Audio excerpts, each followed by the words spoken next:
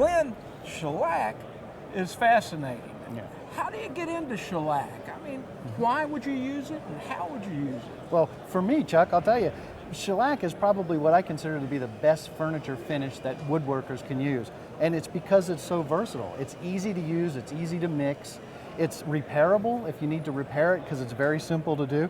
And it's a product that's been around forever. It goes over the top of most finishes, and almost every film finish can go over the top of it. Sounds like a winner. It's just all around the board. So how do you get into it? There's a couple different ways. The first one we're going to talk about is the shellac flakes. Now, shellac flakes come in different colors, which again makes this really nice for you to kind of tone your projects and give it a little extra hump here and there. And what you do with the flake is they mix in denatured alcohol. And when we talk about shellac, we generally talk about pound cuts. And the easiest way to remember that is 1 pound of shellac in 1 pound or 1 gallon of alcohol gives you a 1 pound cut.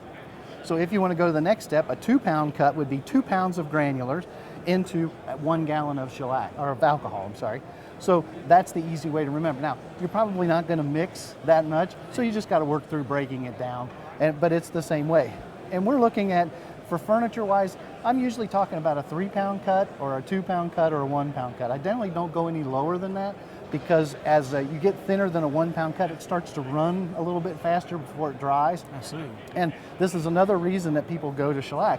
It's very fast drying product. So you can put 5-6 coats on in an 8-hour period, which means you could build your finish up a lot faster. Oh, that sounds wonderful. Yeah. So and you can vary the tone too. Yeah, the different colors that are available from very light blondes to dark reds, and it's just all over the place. It's well worth looking into. Well, that's wonderful.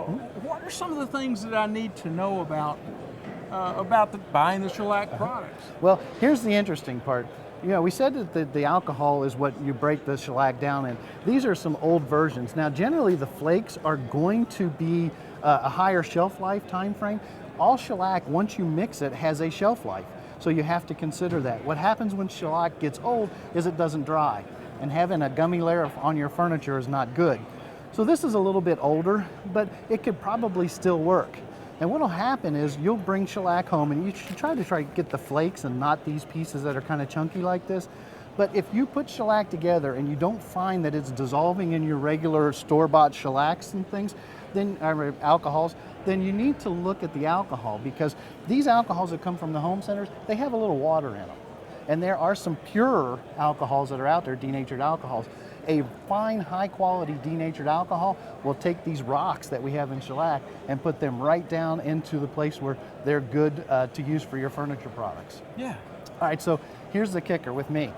I get to the point where I'm ready to do shellac, and it's like, I didn't mix any, I didn't set it up. It takes a 24-hour period to get it all broken down. So what do? Well, I'm a big one for this products that you buy at the home center stores. These are excellent shellac products. In my mind, there's no difference between these two. I've used the canned products for years. And Zinsser is probably the best known name out there. Very user-friendly company. And I say that for a reason, all right? So here's what happens. Zinsser says their shellac is good for 3 years from the date of manufacture. All right, so if we have a date of manufacture of this, on this can, you can actually see it says 799. So that means in 2009 this was made.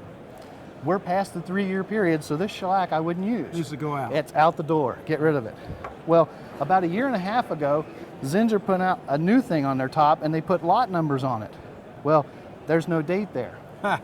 So how do I know where the 3-year period is? The minute I seen this, I contacted Zinsser and I said, hey, you know, what's going on with this? Within a 38 or 36-hour period, I had an answer back from the company telling me exactly how to decode this so I know what my shellac date was of manufacture. And the way this works is, forget the S, let's go to the first number.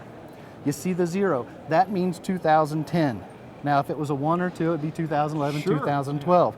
The next number after the first one is the month. 1 through 0 is going to be January, February, March, whatever. And when they get to November, it's an N. In December, it's a D. Now, you really don't need to know what the rest of the numbers mean because we know the month and the year. But if you want to carry it one more, the next 2 numbers are the date of manufacture. So this is important. Yes, You just can't break it down and use it properly unless you know the right. shelf life. You need to know the shelf life and when it was made, because you don't want to spray gummy stuff on your project. That definitely. Yeah. that pretty much unlocks it for me. I can't wait to get to my shop and try it. That's great. Thank you so much, Glenn. You bet. Thank you.